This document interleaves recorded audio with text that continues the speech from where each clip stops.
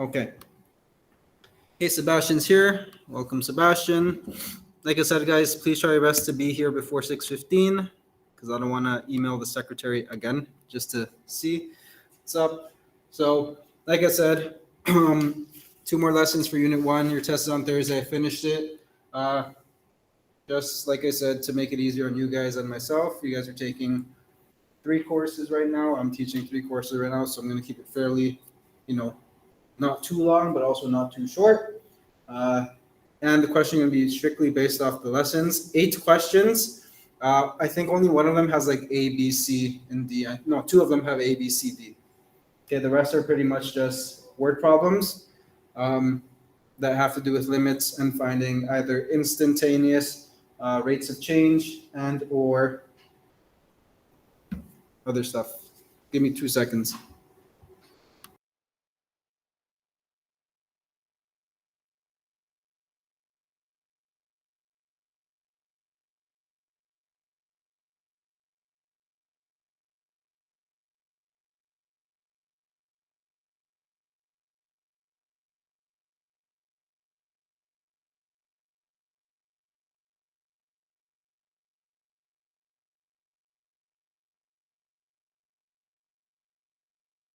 Okay, so yeah, there's a VP now in night school. So if you want to deal with any other concerns, there's a VP now.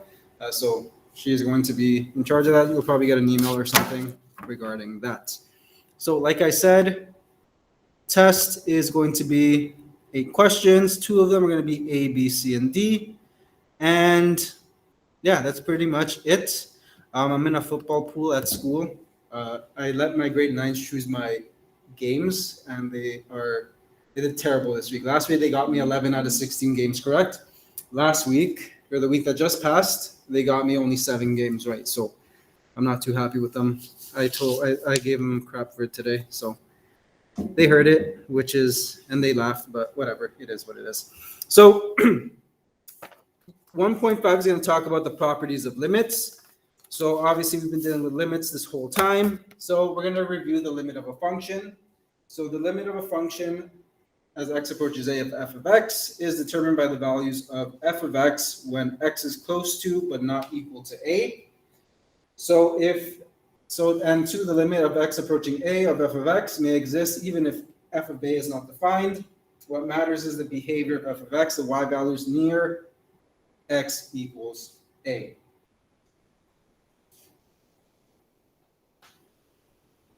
Okay, so let's just say we have a graph that looks something like this.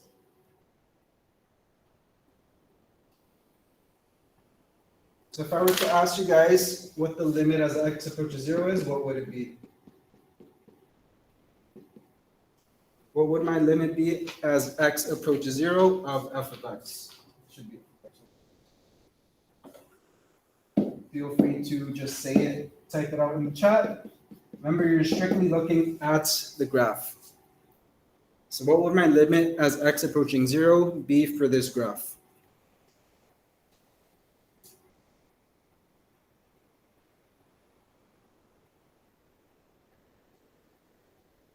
Remember, the limit has to do with the y values, guys. Yes, it's approaching the x-axis, which is 0, but what is the general direction of this graph going in terms of the y values as x approaches 0? Is there a specific y value that it's reaching, or is it going to keep going on forever and ever and ever? So the limit of f of x as x approaches 0 for this is going to be positive infinity, okay? But because we have a vertical asymptote at x is equal to 0, f at 0 is undefined because of that vertical asymptote. So the limit of f of x when x approaches 0 for this graph is going to be positive infinity. All right. So example 1, we're going to take a look at a specific graph for that case, which is right over here. So all we're going to do is just going to be analyzing the graph. We're not going to be doing anything else. Okay? We're just going to be looking at the graph. So the first one, the limit of f of x as x approaches 1. What is my limit for that function? What is my limit as f of x as x approaches 1 for this function? Take a look at the graph. 5. Okay? And if I was to evaluate f at 1, it would give me a value of 5 as well. All right. However, now let's look at the limit of f of x as x approaches 4. What would it be? As x approaches 4, what is my limit? 2. Thank you, Mohammed. It is 2. However, because of that open circle point, what does that mean for that point at f of 4? The open circle means what? It's not included or not continuous in that specific graph. However, if I were to evaluate f equal to 4, what would that be?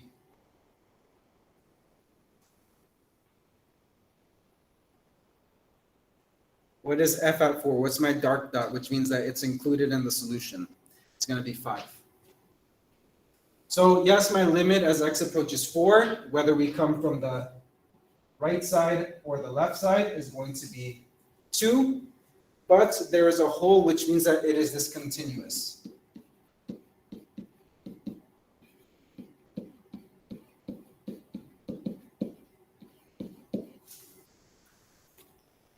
And the next one, what is the limit of this function f of x as x approaches -3? Remember, guys, the limit has to be the same as x approaches -3 from the right and from the left. If it's not the same, as you guys have agreed on, Priyansh and Mohammed, it does not exist. Okay? The reason why it does not exist is that as we approach x from the left, -3 from the left, it's 2. But once we approach it from the right, it is going to give us a value of 1. 1 does not equal -2, which means that the limit does not exist, and therefore there is a break in the function.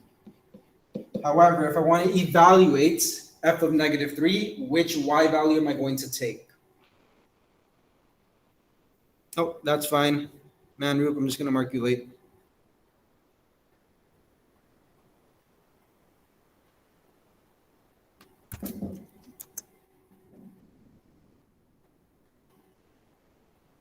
Let's see if Rabia's here. Not yet. But yeah, f at -3, the value that we're going to take, as you all agreed on, is the value of 1, which means that f at -3 is going to be 1. Now, the next one, we want to find the limit as x approaches 0 of f of x. What would that be? Look at the graph as it approaches an x value of 0. It has something similar to do with what we did in the beginning, that example I showed you guys specifically. Is there a specific y value that it's going to, or is it going to keep going up and up and up? It is approaching positive infinity, okay? Which means that there's most likely an asymptote at this point, or at this x value. Now, if we evaluate f at 0, what is it going to give me? Is it going to give me a value, or is it going to be an undefined value because there's no value at x equals 0? So if I evaluate f at 0, what is it going to give me? Undefined. So as you can see here, we've just taken the limit of different functions, or of a function, based off just viewing the graph. Yes, Mohammed? I just didn't understand how the last function was approaching 0 from the left. Which one? The limit of x approaching 0. Approaches 0 for f of x? Yeah. Okay. So as x approaches 0 from the left, we are talking about this guy right here. As we approach 0 from the left. Okay.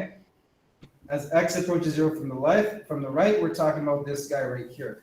As you can see, it's not going towards a definite y value, and because of the arrow, it is stating to us that graph, or that part of the graph, is going to keep continually going upwards, which means that my limit is going to be positive infinity because there's no definite y value that it's going to reach. But isn't it approaching -1 from the left? Remember, we read graphs from left to right, okay? So for this part, if Okay. we're approaching it from the left, it's going up. And same thing with this guy, it is going up as well. Okay. All right. So now we're going to get into the properties of limits. So it's just basically what we've been doing this whole time. So properties of limits means that for any real number a, suppose that f and g both have limits that exist at x is equal to a. So for example, the limit of x approaching a for k is equal to k, which is for any constant, which means that I have a horizontal line as my graph. So this is a, and I approach it from the left or from the right. It is going to be constant throughout the whole horizontal line. Then we have the limit of x as x approaches a is equal to a.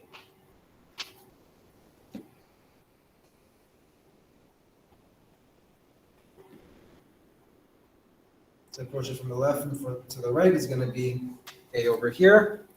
And then we have the limit of f of x plus or minus g of x is equal to the limit of f of x as x approaches a, plus and minus the limit as x approaches a for g of x. And then we have, it's basically like logarithm laws. It's the same idea. You have the product law, the quotient law, and when you multiply them together, you have that law as well. So you have the limit as c of f of x as x approaches a. You just take the coefficient in front of the f of x and bring it outside and take the limit of just f of x. And then we have the limit of x approaching a of f of x times g of x is the limit of f of x times the limit of g of x. And we have the quotient. If we want to find the limit as x approaches a for the combination of f of x over g of x, you just take the limit of each one separately and divide it by each other. Remember that the limit of g of x cannot equal 0 because we can never have the denominator as 0. And if we take the limit of f of x as x approaches a to the power of n, that is also equal to the same thing for any rational number n. So we're going to put these into practice right now. So we have our first example, which is we want to find the limit of f of if the limit of f of x as x approaches -2 is equal to -8. We want to evaluate the limits using the properties that were shown above. Okay. So the first one we have is the limit as x approaches -2 of 3 minus f of x over x squared.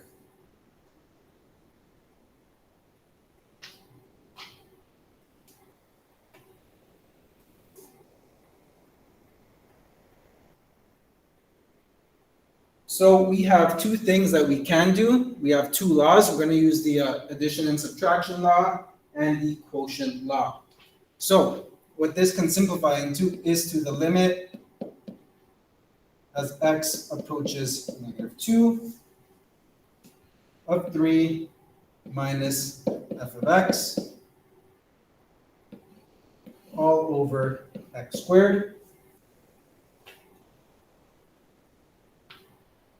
So we can write this as the limit of x approaching -2 of 3 minus the limit of x approaching -2 of f of x, all divided by the limit of x approaching -2 of x to the power of 2.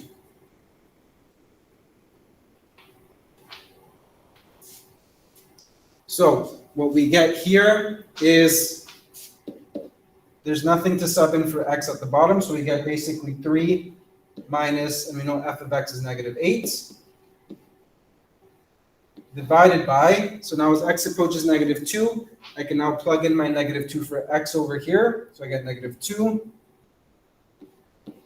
squared, and if we evaluate this, we get a limit of 11 over 4. So as the limit of f of x as x approaches negative 2 of 3 minus f of x over x squared, it is going to give us 11 over 4. Okay? Now what I want you guys to do is try to figure out what limit laws we're going to use for b, and I want you guys to try it by yourself. So we have limit as x approaches negative 2 of the square root of x times f of x. So I want you guys to try to figure out which properties of limits we are going to use to solve for b. So I'm going to give you guys around 3 to 5 minutes to hopefully solve it. And if you have your answer, feel free to type it in the chat.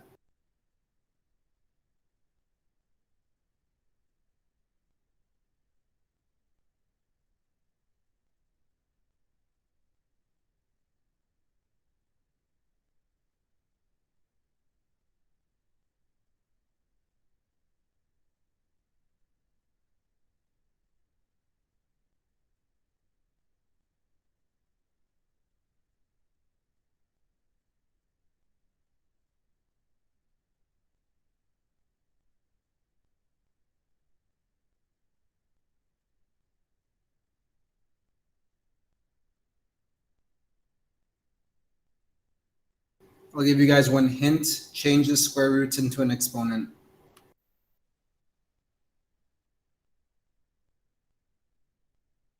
Okay, so Mohammed got an answer. Let's see what everybody else gets.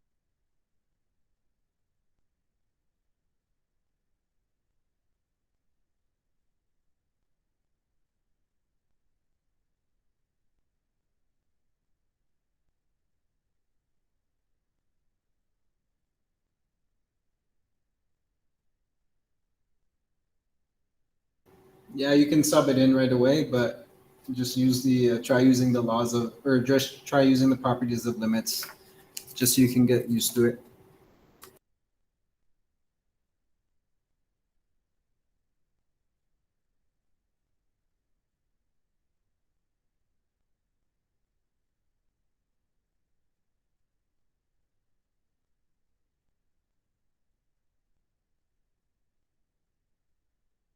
Anyone else get an answer?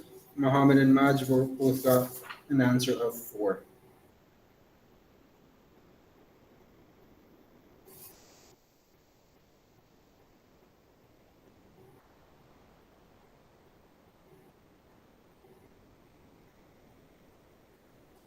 Okay, and Ian got 4. All right. So you can sub it in right away. It'll still give you the same answer. But we can also break up this limit as the limit of x approaching negative 2 of x times the limit of x approaching negative 2 of f of x, all to the power of 1 over 2, because the square root can be written as 1 over 2. Okay? Which means that once I sub negative 2 for x, I get negative 2 times f of x, limit of as x approaches negative 2 of f of x, which is already negative 8. And that is all to the power of 1 over 2. So you get negative 2 times negative 8, which is 16, all to the power of 1/2, which just gives me positive 4.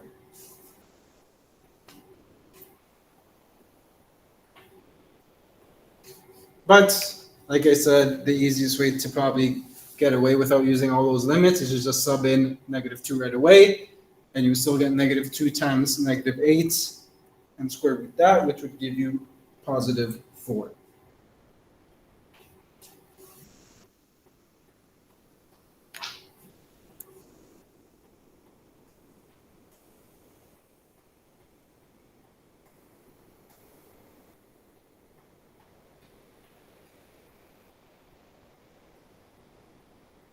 So now we're going to start getting into some easier stuff. So using direct substitution and properties of limits to find the limit of a function. So if a given function is continuous at each point in their domain, the limiting value can be found by direct substitution. So how can we determine where a function is continuous without sketching it? So polynomial functions, linear, quadratic, cubic, are all continuous for x is an element of all the real numbers. As you guys know, x squared is continuous, x is continuous, x to the 3 is continuous, and x to the 4 is continuous. Rational functions, the ratio of two polynomial functions, f of x over g of x, are all continuous for values of x is elements of all the real numbers, except where g of x is equal to 0. Remember, we cannot have a denominator where it's 0 because it just gives us an undefined function. And radical functions, y equals square root of f of x, are continuous for all values of x are the elements of all real numbers where f of x is greater than 0. Okay? So, for example, evaluating the following limits. So we have the limit as x approaches -3 for the polynomial expression x squared minus 3x minus 1. Because this polynomial function is continuous, I can just straight up sub in the number. So my limit is going to be, so wherever I see x, I'm going to plug in -3. So I'm going to get -3 squared minus 3 times -3 minus 1, and that gives me 9 plus 9 minus 1, which means my limit as x approaches -3 for that specific polynomial function is going to reach 17. Okay? Now the next one, the limit as x approaches 3 of 2x squared minus 5. We all know that's continuous, so you guys can just sub in 3 right away for x. And who can tell me what my limit is going to reach for this polynomial function?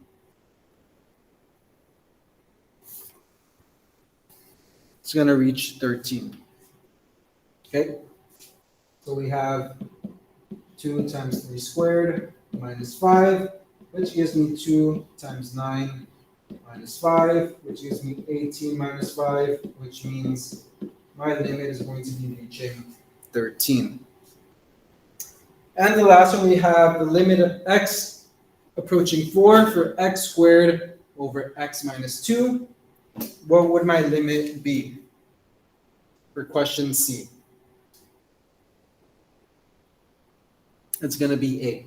Again, sub in 4 for x, so we get 4 squared over 4 minus 2, which gives me 16 over 2, which gives me 8.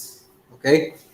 If on the test you see find the limit as x approaches a specific number, and you notice that it's a polynomial function, a rational function that is continuous, you can just sub it in right away and just find the limit without having to use a plus h or all that complicated stuff. Okay, so as you can see, this lesson's pretty easy right now. If it's continuous, just sub in the x value right away.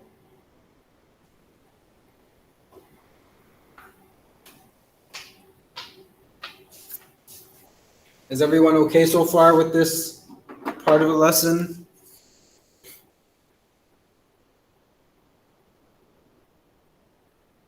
It's pretty easy, right?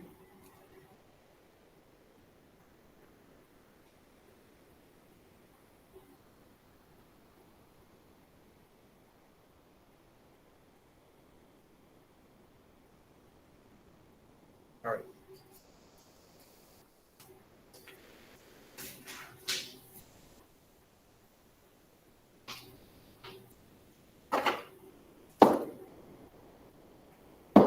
Let's do some more examples of that. So we also have find the limit as x approaches -1 of 1 over 2x cubed plus 3x plus 1. Who can tell me what the limit reaches as x approaches -1 for this rational function?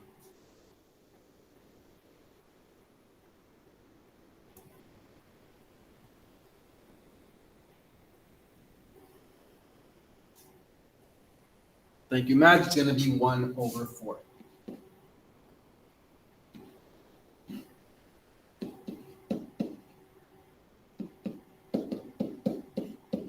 Perfect. So I think you guys get the idea. I don't have to do E. And for f is pretty easy. What is the limit as x approaches 3 for a function that has a constant of 7? What would it always be?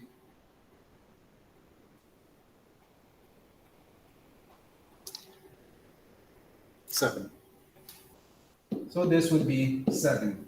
However, there are times where a rational function with polynomials in the numerator and denominator can be discontinuous, okay? That is because, when we factor out the numerator or denominator, it can give us a value of 0 because the x value of the limit may be approaching the roots of the denominator. So what I mean by that is this. So we are going to be evaluating limits of this continuous function. So not all limits can be evaluated by direct substitution, because sometimes when you plug in that specific x value, the y value in your denominator is going to give you 0 right away. So other strategies must be used when direct substitution results in an indeterminate form. So inconclusive, either 0/0, 1/0, which is undefined, or 0/1. In such cases, we look for an equivalent function that agrees with f for all values except x is equal to a. All right. So for example 4, I want you guys to try just subbing in the limit as x approaches 2 for my rational equation. So I want you guys to try to just sub in the value of 2 and tell me what you get. If you were to just sub it in straight away, tell me what you would get for x cubed minus 8 over x squared minus 3x plus 2.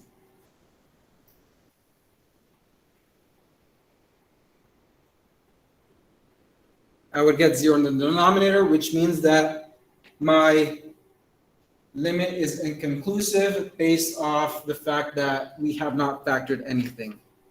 So we have this notation because it's inconclusive, okay?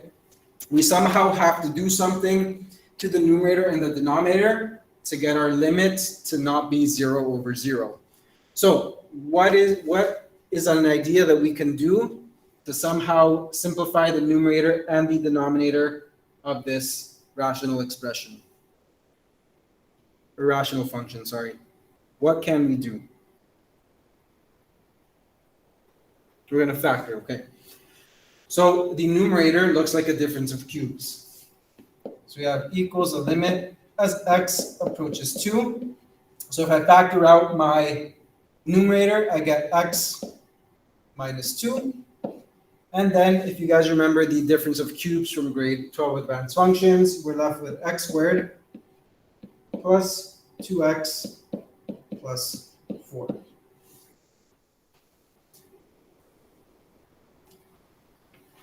And that is all over. If we factor out x squared minus 3x plus 2, what do we get as our two factors in the denominator?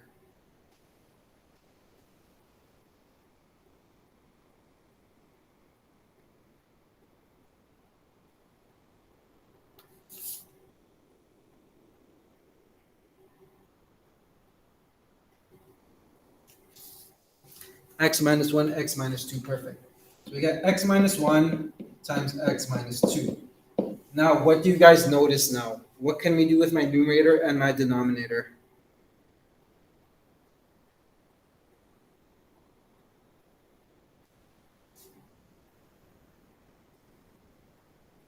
Can I cancel out two factors? I can cancel out x minus 2 and x minus 2, which means I'm left with the limit as x approaches 2 of x squared plus 2x plus 4 over x minus 1. Now, because when I sub in 2 for my x value, my denominator does not give me 0, So at this point, you guys can just plug in 2 for x. And can someone tell me what my limit is as x approaches 2 for the factored rational function?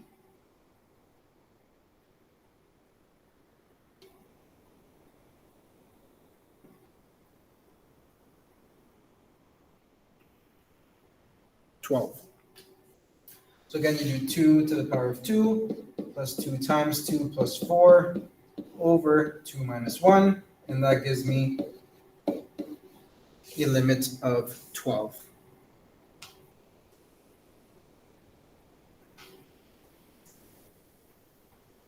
Okay, for B, I want you guys to try it again on your own. And then I want someone to tell me the answer. So for B, okay, if you sub in 2, try to figure out if it gives you a denominator of 0.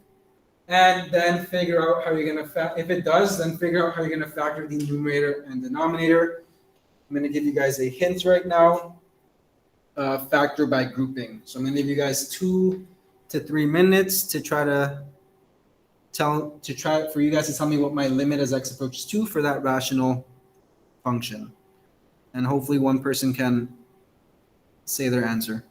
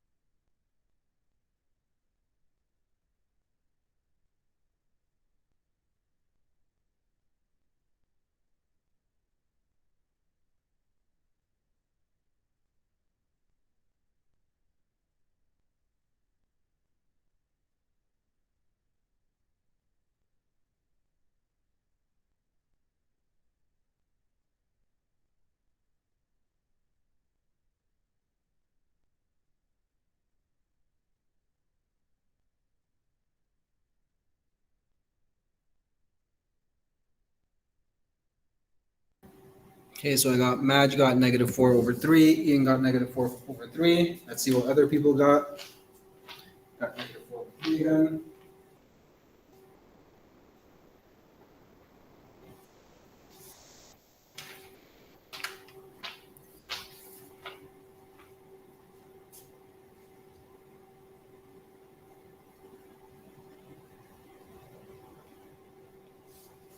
All right. So obviously, I'm guessing one of you or all of you found out that this gives us 0. Our denominator gets us a 0. So we have an inconclusive solution so far. So who can tell me how they factored out this rational function?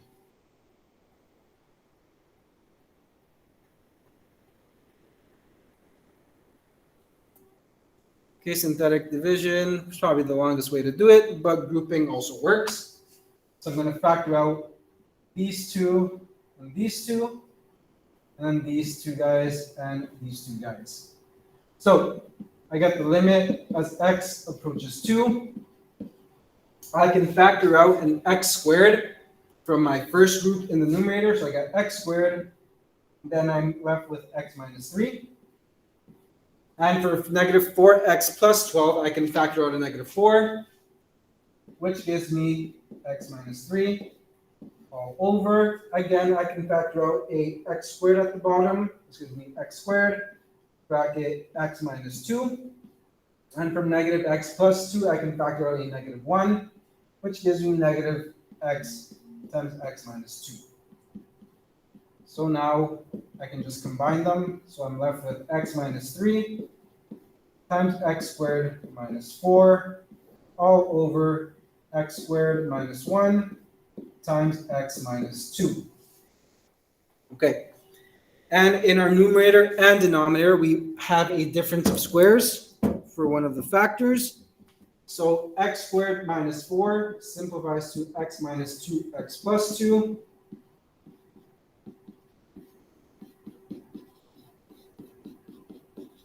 And x squared minus 1 simplifies to x plus 1, x minus 1 times x minus 2.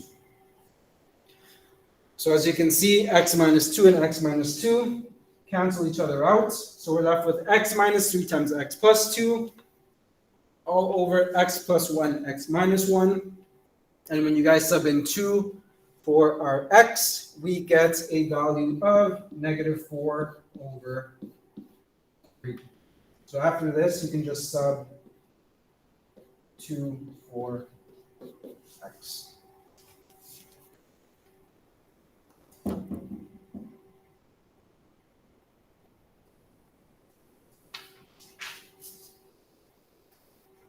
All right, so if you want to copy it down, feel free, or if you want to wait for the video tomorrow, you can wait for it as well. I'm going to give you guys a minute or two to see if you can copy it down.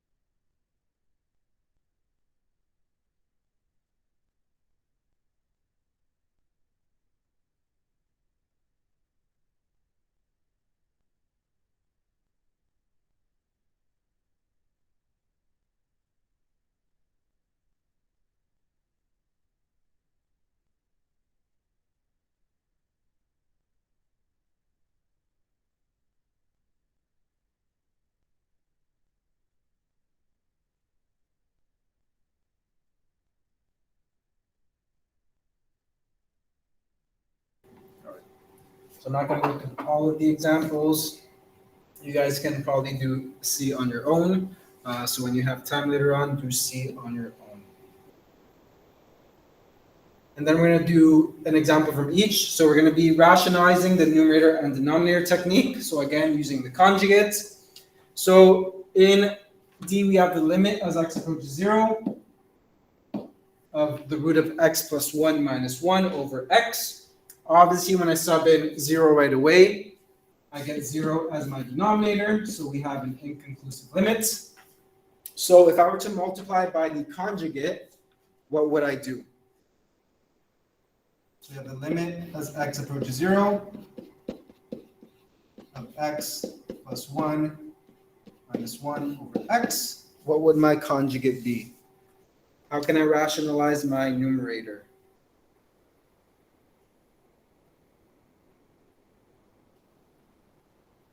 You guys can say the conjugate out loud if you want.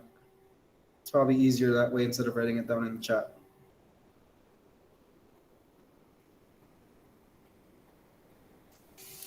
Okay, it's the square root of x plus 1 over plus 1 over the root of x plus 1 plus 1.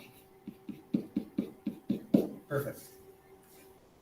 So now we can just multiply right away. So we get the limit as x approaches 0. Our numerator is going to be x plus 1 minus 1 over x times root of x plus 1 plus 1. As you can see, my negative 1 and positive 1 go away. And also because x is left over on the top, it just cancels out with the x at the bottom. So I am left with the limit as x approaches 0 of 1 over root of x plus 1 plus 1. And now I can sub in 0 for x. So who can tell me what my limit is going to be reaching as x approaches 0? Okay, Ian says 1 over 2 like he's unsure. 1 over 2, 1 over 2. Perfect. So when I sub in 0, I get 1 over 0 plus 1 plus 1. And the square root of 1 is just 1. So we get 1 over 1 plus 1, which is 1 over 2.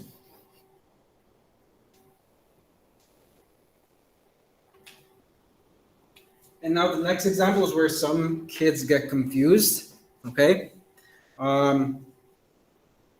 It starts getting confusing when you have let statements, okay?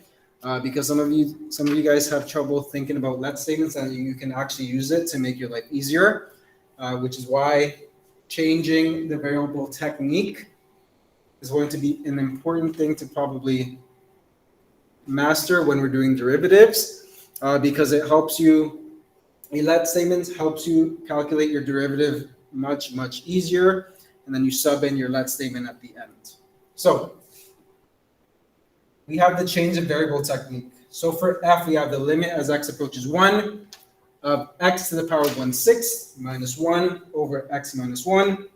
Obviously, when we sub in 0, 1 right away, we get 0 as our denominator, and it becomes inconclusive. Can somebody think of a let statement so that we don't have to work with x to the power of 1 over 6?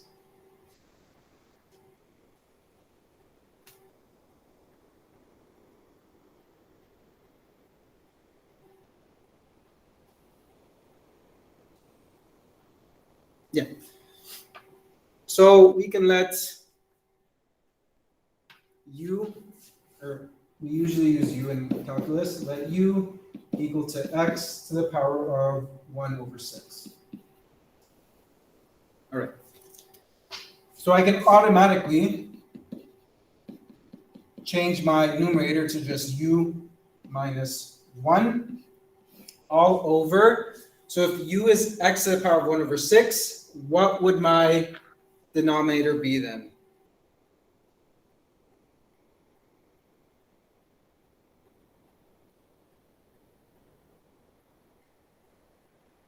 So remember, I have it as x minus 1.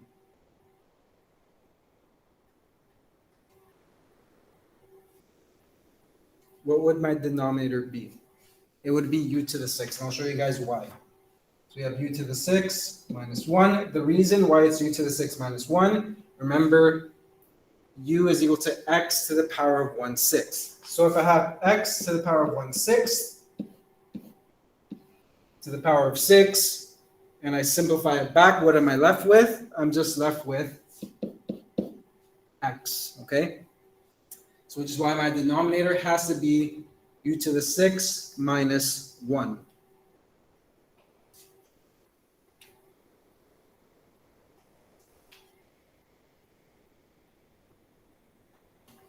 So now we can simplify now. So we have limit as x approaches 1 of u minus 1 over u to the power of 3 plus 1 times u to the power of 3 minus 1.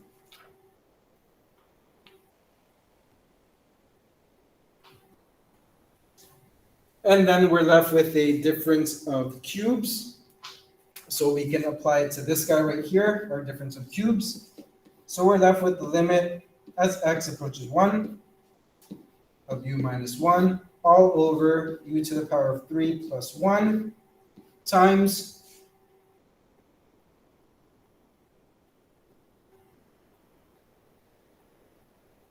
u minus 1 times u squared plus u plus 1. Okay? And as you can see, my u minus 1s cancel out.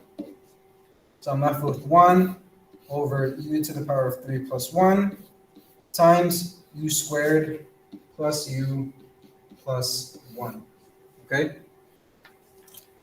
And now what I can do is I can sub in 1 for u. So when I sub in 1 for my u values, what do I get as my limit?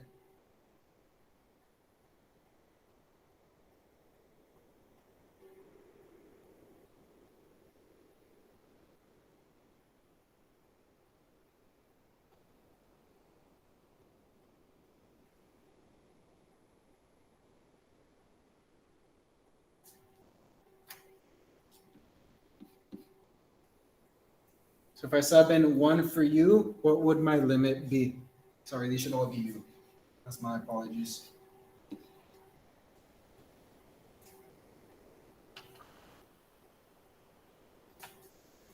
So I forgot to mention, once you have a u statement, your limit should be in terms of u and not x anymore. That was my mistake. I completely overlooked that.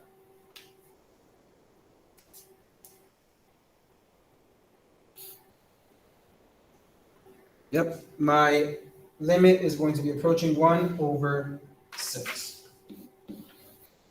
So that would be my limit.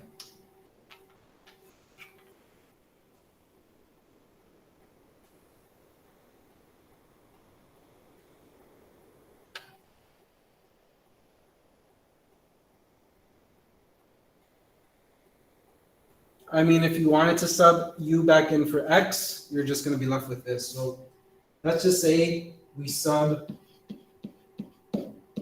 x to the power of 1/6 for u. This is what it would look like at the end. So we have 1 over, we have u3, so we're going to have x to the 1/6 to the power of 3 plus 1 times x to the 1/6 to the power of 2 plus u to the power of, or plus x to the 1 over 6 plus 1.